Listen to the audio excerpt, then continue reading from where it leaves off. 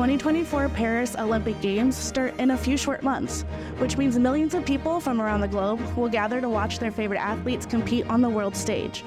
But did you know that 100 years ago, our modern Olympic Games also included events such as painting, music composition, and sculpting? I didn't either, which is why today we're going to learn a little bit more about the Olympic art competitions through American sculptor and Olympian Edward Bruce Douglas.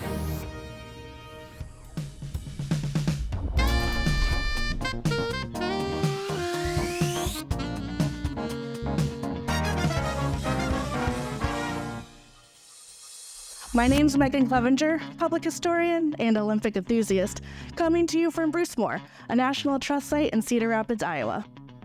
If you love history, or even just like it a little bit, you're going to want to subscribe to our channel and ring that bell for notifications every time we upload new content.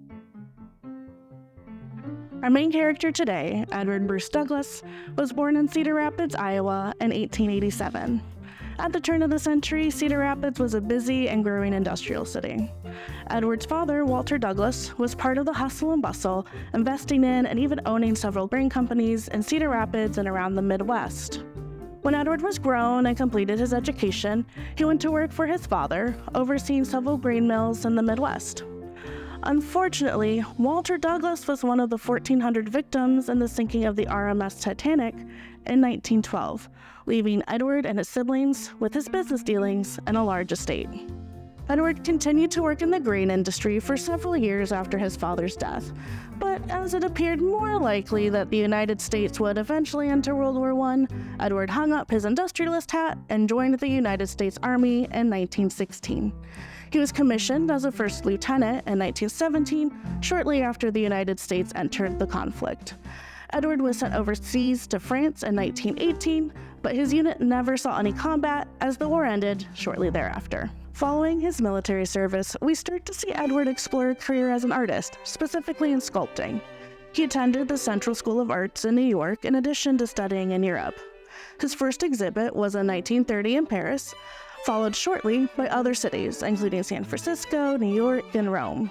By all accounts, his works were incredibly well received by the art community, and he was quickly recognized as a professional in the field.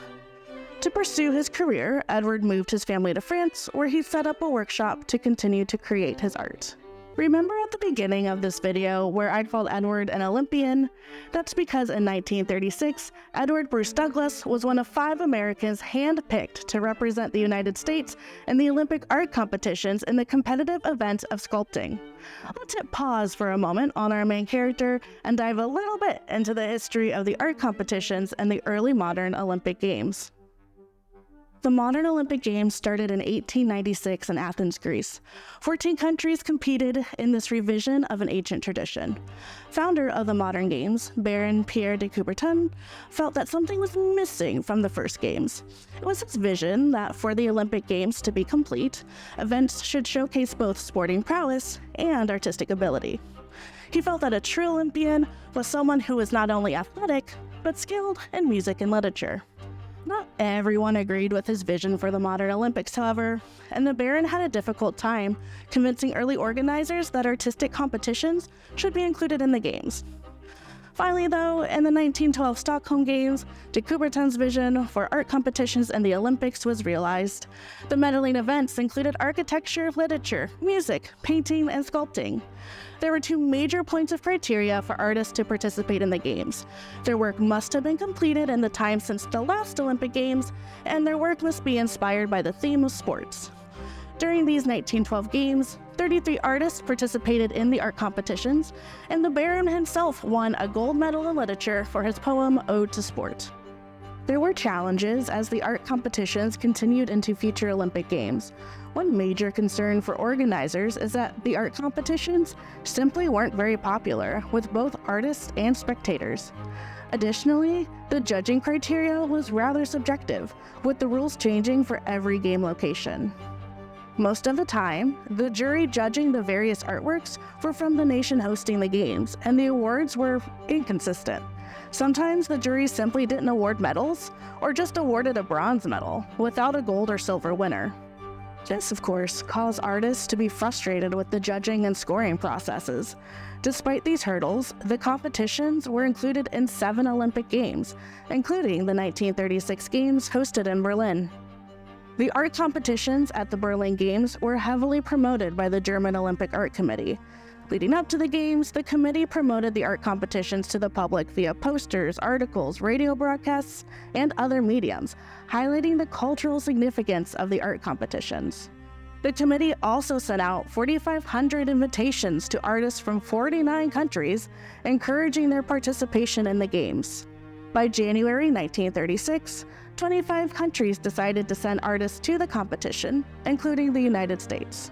The United States contributed a total of 64 pieces of art across all categories, which included architecture, painting, sculpting, literature, and music. Since the chairman of the American Fine Arts Committee passed away in the middle of planning for the Games, each contributing artist was hand-selected by the secretary of the Fine Arts Committee.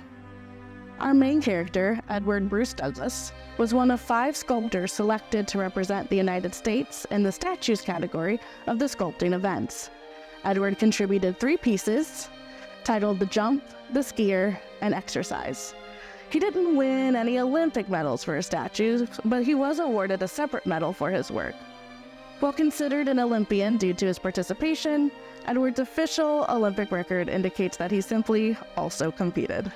While the official report for the 1936 Berlin Olympic Games lauds the art competitions as a roaring success, with an estimated 70,000 visitors through the exhibition hall during the Games, the art competitions were short-lived in the modern Olympics, with their final appearance taking place during the 1948 London Games. When discussing the future of the art competitions, there was concern that the artists participating in the competitions were not actually amateurs, as many of the pieces were sold following the events, which the committee believed made the artists professionals. Since it was a requirement of the athletes participating in the sporting events to be amateurs, committee members believed the same should be true for the artist. Therefore, it was the 1948 Games that saw the last art competitions in the Olympics.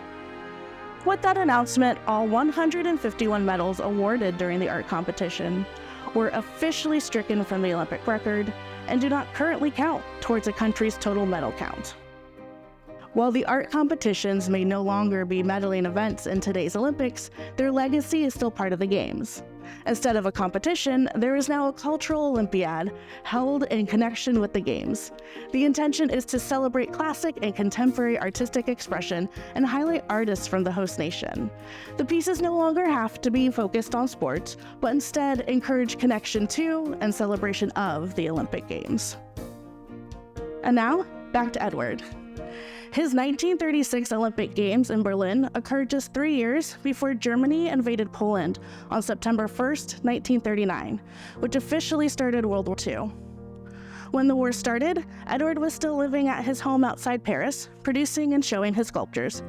However, when Germany invaded and occupied France in 1940, Edward and family fled their home and lived in the United States for the duration of the war. His French home and workshop were taken by the occupying German forces, leaving Edward to wonder what he would return to at the conclusion of the war. And Edward did have every intention of returning to his home in France after World War II ended in 1945. However, he never had the chance to return, as Edward passed away in his California home in February 1946, just 6 months after the war ended, leaving behind his wife and daughter. His body was transported back to his boyhood home of Cedar Rapids, Iowa, where he was buried in the family crypt alongside his father. Even after his death, Edward's sculpture work continued to be shown and renowned.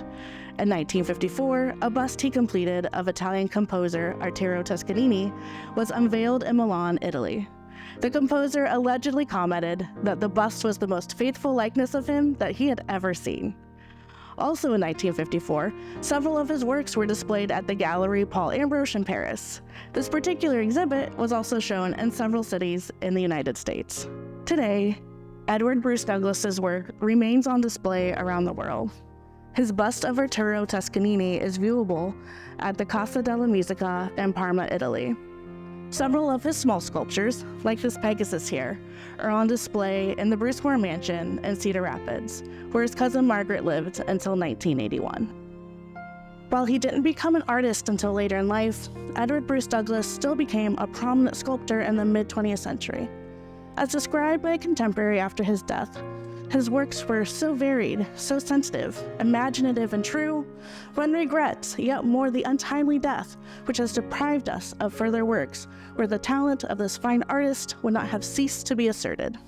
And by participating in the original Olympic art competition, Edward Bruce Douglas is part of the legacy, inspiring cultural connections during the Olympics today.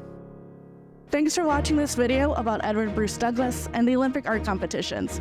I hope you enjoyed learning a little bit about an unknown part of the Olympic Games before we all cheer on our favorite competitors at the Paris Games this summer. For more stories of interesting people you've never heard of, subscribe and ring the bell. We'll see you soon.